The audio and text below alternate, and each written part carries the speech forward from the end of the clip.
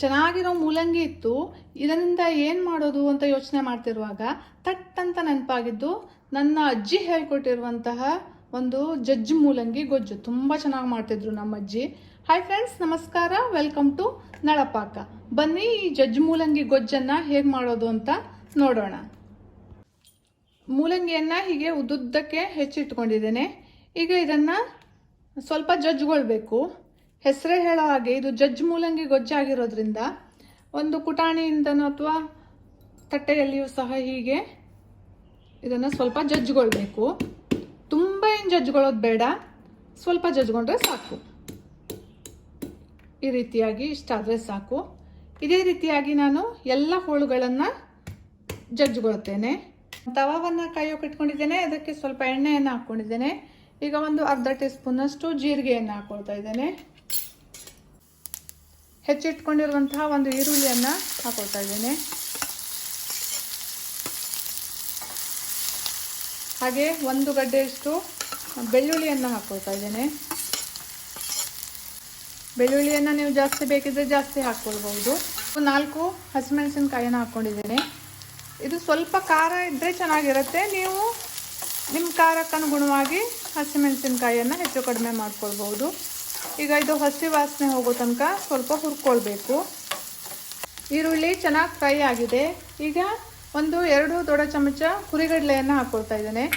ಹುರಿಗಡಲೆ ಹಾಕಿದ್ಮೇಲೆ ತುಂಬ ಹೊತ್ತು ಹುರಿಬೇಕಂತೇನಿಲ್ಲ, 1-2 ನಿಮಿಷ ಹುರ್ಕೊಂಡ್ರೆ ಸಾಕು. ಇದು ಆರಿದ ಮೇಲೆ ಇದನ್ನು ನಾವು ರುಬ್ಕೊಳ್ಳಿಕ್ಕಿದೆ. ಈಗ ಇನ್ನೊಂದು ತವಾವನ್ನು ಕಾಯೋಕಿಟ್ಟು ಅದಕ್ಕೆ 2 ಟೇಬಲ್ ಸ್ಪೂನಷ್ಟು ಎಣ್ಣೆ ಹಾಕ್ಕೊಂಡಿದ್ದೇನೆ. ಒಂದು ಅರ್ಧ ಟೀ ಸ್ಪೂನಷ್ಟು ಜೀರಿಗೆಯನ್ನು ಹಾಕ್ಕೊಳ್ತಾ ಇದ್ದೇನೆ. ಹಾಗೆ ಸ್ವಲ್ಪ ಕರಿಬೇವಿನ ಎಲೆಗಳನ್ನು ಸೇರಿಸ್ಕೊಳ್ತಾ ಇದ್ದೇನೆ. ಇದಕ್ಕೆ ಜಜ್ಜಿಟ್ಕೊಂಡಿರುವಂತಹ ಮೂಲಂಗಿ ಹೋಳುಗಳನ್ನು ಸೇರಿಸ್ಕೊಳ್ತೇನೆ.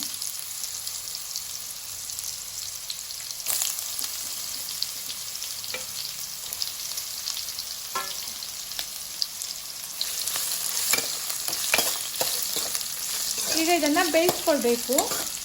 1/4 ಚಮಚ ಅರಿಶಿಣವನ್ನು ಹಾಕ್ತಾ ಇದ್ದೇನೆ. ಸ್ವಲ್ಪ ಉಪ್ಪನ್ನು ಹಾಕ್ಕೊಳ್ತಾ ಇದ್ದೇನೆ. ಹೋಳುಗಳು ಸಪ್ಪೆ ಆಗಬಾರ್ದು. ಸ್ವಲ್ಪ ನೀರನ್ನು ಸೇರಿಸ್ಕೊಂಡು ಇದನ್ನು ಬೇಯಿಸ್ಕೊಳ್ತೇನೆ. ಮೂಲಂಗಿಯಲ್ಲಿ ಫೈಬರ್ ಅಂಶ ಜಾಸ್ತಿ ಇರೋದ್ರಿಂದ ಫೈಲ್ಸ್ ಇರೋರಿಗಂತೂ ಇದು ತುಂಬಾ ಒಳ್ಳೆಯದು. ಈಗ ಒಂದು ಲಿಡ್ಡನ್ನು ಕ್ಲೋಸ್ ಮಾಡಿ ಇದನ್ನು ಬೇಯಿಸ್ಕೊಳ್ಬೇಕು. ಒಂದು ಮಿಕ್ಸಿ ಜಾರಿಗೆ ಒಂದು ಅರ್ಧ ಕಪ್ನಷ್ಟು ತೆಂಗಿನ ತುರಿಯನ್ನು ಹಾಕ್ಕೊಂಡಿದ್ದೇನೆ. ಈಗ ಹುರಿದಿಟ್ಕೊಂಡಿರುವಂತಹ ಮಸಾಲೆಯನ್ನು ಇದಕ್ಕೆ ಸೇರಿಸ್ಕೊಳ್ತೇನೆ. ಸ್ವಲ್ಪ ಹುಣಸೆ ಹಣ್ಣನ್ನು ಹಾಕ್ಕೊಳ್ತಾ ಇದ್ದೇನೆ. ಹುಣಸೆ ಹಣ್ಣನ್ನು ನೀವು ಖಾರ ಎಷ್ಟು ಹಾಕ್ಕೊಂಡಿದ್ದೀರಿ ಅನ್ನೋ ಆಧಾರದ ಮೇಲೆ ಹೆಚ್ಚು ಕಡಿಮೆ ಮಾಡ್ಕೊಳ್ಬೋದು.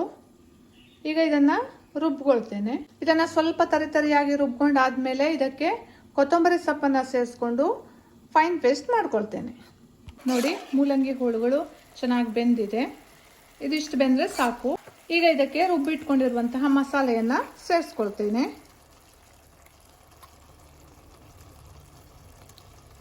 ಮಿಕ್ಸಿ ಜಾರಿಗೆ ಸ್ವಲ್ಪ ನೀರನ್ನು ಹಾಕಿ ಇದನ್ನು ಸೇರಿಸ್ಕೊಳ್ತೇನೆ. ಚೆನ್ನಾಗಿ ಮಿಕ್ಸ್ ಮಾಡ್ಕೊಳ್ಬೇಕು. ಮತ್ತೆ ಸ್ವಲ್ಪ ನೀರನ್ನು ಸೇರಿಸ್ಕೊಳ್ತೇನೆ. ನೀವು ಇದನ್ನು ಯಾವುದ್ರ ಜೊತೆಗೆ ಸರ್ವ್ ಮಾಡ್ತೀರಿ ಅನ್ನೋದ್ರ ಮೇಲೆ ನೀರನ್ನು ಸೇರಿಸ್ಕೊಳ್ಳಿ. ಚಪಾತಿ ಜೊತೆಗಾದರೆ ಸ್ವಲ್ಪ ಗಟ್ಟಿ ಇರಬೇಕು. ಹಾಗೆ ಅನ್ನದ ಜೊತೆಗೆ, ಮುದ್ದೆ ಜೊತೆಗೆ, ಯಾವ ಜೊತೆಗೆ ಸರ್ವ್ ಮಾಡ್ತೀರಿ ಅನ್ನೋದು ನೋಡಿಕೊಂಡು ಇದಕ್ಕೆ ನೀರನ್ನು ಸೇರಿಸ್ಕೊಳ್ಳಿ, ಎಷ್ಟು ಗಟ್ಟಿ ಬೇಕು ಅನ್ನೋದ್ರ ಮೇಲೆ. ಹೋಳುಗಳು ಬೇಯುವಾಗ ಸ್ವಲ್ಪ ಉಪ್ಪನ್ನು ಹಾಕ್ಕೊಂಡಿದ್ದೇನೆ. ಈಗ ಮತ್ತೆ ಸ್ವಲ್ಪ ಉಪ್ಪನ್ನು ಸೇರಿಸ್ಕೊಳ್ತೇನೆ. ನಾನಿಲ್ಲಿ 1 ಟೀ ಸ್ಪೂನಷ್ಟು ಬೆಲ್ಲವನ್ನು ಸೇರಿಸ್ಕೊಳ್ತಾ ಇದ್ದೇನೆ. ಯಾಕೆಂದರೆ ಮೂಲಂಗಿ ಸ್ವಲ್ಪ ಘಾಟ್ ಇರುತ್ತಲ್ಲ, ಅದಕ್ಕೆ ಸ್ವಲ್ಪ ಬೆಲ್ಲವನ್ನು ಹಾಕ್ತಾ ಇದ್ದೇನೆ. ಬೆಲ್ಲ ಬೇಡ ಅನ್ನೋರು ಬೆಲ್ಲವನ್ನು ಸ್ಕಿಪ್ ಮಾಡಬಹುದು. ಈಗ ಇದನ್ನು ಮಿಕ್ಸ್ ಮಾಡಿ ಚೆನ್ನಾಗಿ ಕುದಿಸ್ಕೊಳ್ಬೇಕು. ಇದೀಗ ಚೆನ್ನಾಗಿ ಕುದಿಬೇಕು. ಹೋಳುಗಳೆಲ್ಲ ಈ ಮಸಾಲೆಯನ್ನು ಹೀರ್ಕೊಳ್ಬೇಕು. ತುಂಬ ಟೇಸ್ಟಿಯಾಗಿರುವಂಥದ್ದು. ನೋಡಿ, ಚೆನ್ನಾಗಿ ಕುದ್ದಿದೆ. ಈಗ ಇಷ್ಟು ಕುದಿದ್ರೆ ಸಾಕು. ಈಗ ಸ್ಟವನ್ನು ಆಫ್ ಮಾಡ್ತಾ ಇದ್ದೇನೆ. ಸಾಂಪ್ರದಾಯಿಕ ಶೈಲಿಯಲ್ಲಿ ಮಾಡಿರುವಂತಹ ಜಜ್ಜು ಮೂಲಂಗಿ ಗೊಜ್ಜು ರೆಡಿ ಆಯಿತು. ನನ್ನ ಈ ವಿಡಿಯೋ ಇಷ್ಟ ಆದರೆ ಲೈಕ್ ಮಾಡಿ, ಶೇರ್ ಮಾಡಿ, ಕಮೆಂಟ್ ಮಾಡಿ ಹಾಗೂ ಸಬ್ಸ್ಕ್ರೈಬ್ ಮಾಡಿ. Thank you.